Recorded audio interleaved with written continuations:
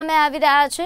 અહીં વિગતે જો વાત કરવામાં આવે, જૂનાગઢથી સાંસદ રાજેશ ચુડાસમા વિરુદ્ધ ઉચ્ચ કક્ષાએ જે ફરિયાદ કરવામાં આવી છે તેને લઈને મહત્વના સમાચાર। વેરાવળ લોહાણા સમાજના અગ્રણી રાકેશ દેવાણીએ અરજી કરી।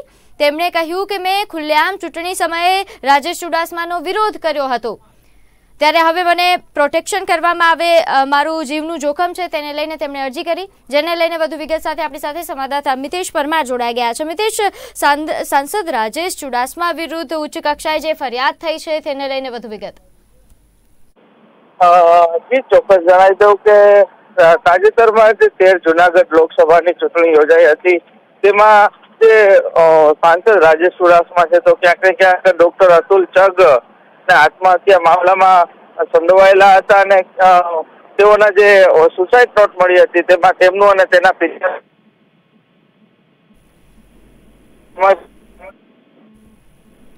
જે રાકેશ દેવાણી છે જે ગીર સોમનાથ જિલ્લા ભાજપના કારોબારી સભ્ય છે તેમજ લોહાણા સમાજના પૂર્વ ઉપપ્રમુખ છે તેઓએ રાજેશ ચુડાસમાનો સખત વિરોધ કર્યો હતો અને આ વિરોધ તેમણે અંત સુધી ચાલુ રાખ્યો હતો। ત્યારે તાજેતરમાં જ હમણાં પ્રાચી મુકામે જે આભાર દર્શનનો કાર્યક્રમ યોજાયો હતો ત્યાં જે સાંસદ રાજેશ ચુડાસમા દ્વારા એક જાહેરમાં નિવેદન આપવામાં આવ્યું હતું કે મને જે કોઈ પણ નડિયા છે તેને હું મૂકીશ નહીં।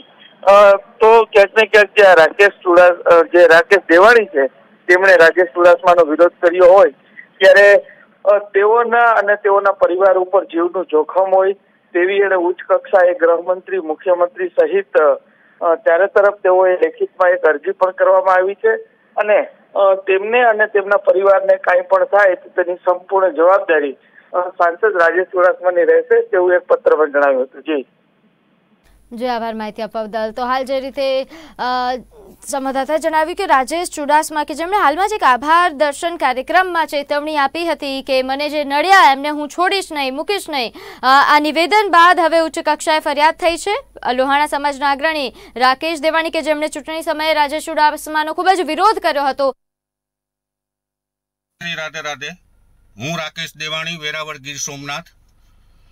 મારે આ વિડીયો બનાવવાની ફરજ એટલા માટે પડેલ છે ફરી પાછી, કારણ કે અમારા વેરાવળ પંથકની અંદર અને જૂનાગઢ અને ગીર સોમનાથ પંથકની અંદર સેવાના ભેગધારી ડોક્ટર અતુલ ચગ સાહેબે આત્મહત્યા કરી હતી અને આત્મહત્યાની અંદર જવાબદાર તરીકે સુસાઇડ નોટની અંદર રાજેશ ચુડાસમા અને નારાયણ ચુડાસમાનું નામ લખી એમને સુસાઇડ નોટ લખીને આત્મહત્યા કરેલી। આ ડોક્ટર એવા સેવાના ભેગધારી હતા કે સમગ્ર પંથકની અંદર બહોળું નામ ધરાવતા હતા અને લોકોની સેવા કરતા હતા। આવા ડોક્ટર, પ્રભુ જેવા ડોક્ટરે જ્યારે આત્મહત્યા કરી ત્યારે પ્રથમ વિડીયો પણ મારો જ બનેલો હતો। પ્રેસ મીડિયાને મેં નિવેદન આપેલું એક રઘુવંશી સમાજના દીકરા તરીકે અને એક આગેવાન તરીકે।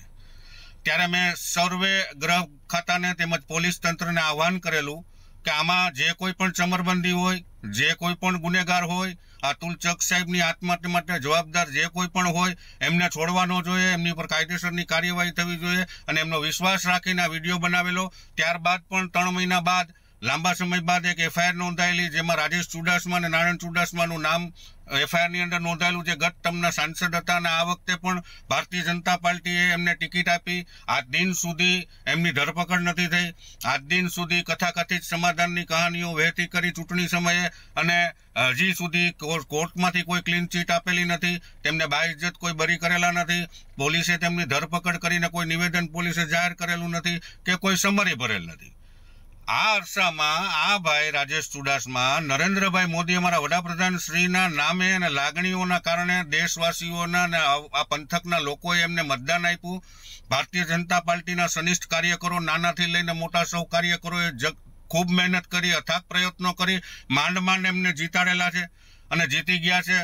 સૌરાષ્ટ્રની અંદર સૌથી ઓછી લીડે જીત્યા છે, છતાં પણ આ રાજેશ ચુડાસમાને હજી સુધી ભાજપની પણ ઉપરવટ જઈને આભાર દર્શન કાર્યક્રમ પાંચી મુકામે જે રાખેલ હતો 19 તારીખે 5:30 વાગ્યાના સુમારે, એમાં આ રાજેશ ચુડાસમાએ ખુલ્લેઆમ ગર્ભિત ધમકી આપી છે કે ભાજપ હિસાબ કરે કે ના કરે, હું જે લોકો મને નડ્યા છે એમને મૂકવાનો નથી, એમને કોઈનું નામ લીધું નથી।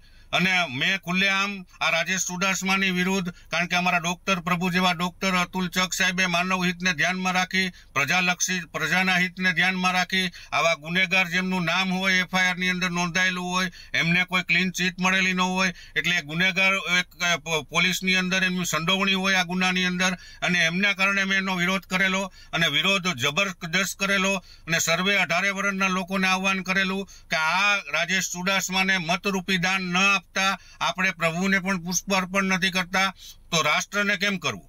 એટલે આવી ગર્ભિત ધમકી બાદ મને એમ લાગે છે કે આ ભાજપ ભારતીય જનતા પાર્ટી થી પણ ઉપરવટ જઈ અને મને ડર લાગે છે અને મહેસૂસ થાય છે, એટલે મેં એક ફરિયાદ રૂપી સર્વે ડીએસપી સાહેબ, આઈજી સાહેબ, એસપી, ડીજીપી સાહેબ, ગૃહમંત્રી, મુખ્યમંત્રી તેમજ કેન્દ્રીય ગૃહમંત્રી અને વડાપ્રધાનશ્રીને ઉદ્દેશીને મેં સર્વેને કોપી ઈમેલથી અને તેમજ ઇનવર્ડમાં દાખલ કરી જિલ્લા કલેક્ટર ગીર સોમનાથ અને ડીજીપી સાહેબને, ડીએસપી સાહેબને ગીર સોમનાથમાં 23 તારીખે ગઈકાલે નોંધાવેલી છે.